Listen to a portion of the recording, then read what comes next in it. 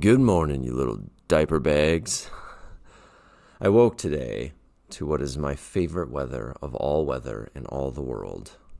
Rain and fog and thunder and a little lightning.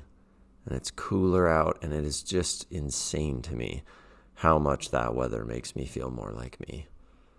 I don't think you know anyone that loathes sunny days more than I loathe sunny days.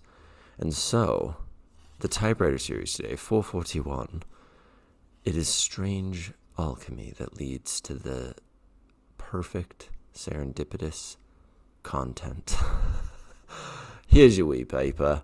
Looks like this. I don't know if you can see. If you look on this side, very subtly you can see a tiger in there. It's a proud supporter of the World Wildlife Fund. You bet your buns I am. Here's your poem. I wonder sometimes if the rain feels quite the same when it falls on your skin as it does when it drips down mine. Does the thunder rumble inside you, too? I wonder that. I can almost guarantee it doesn't, because no one on earth loves rainy days more than me.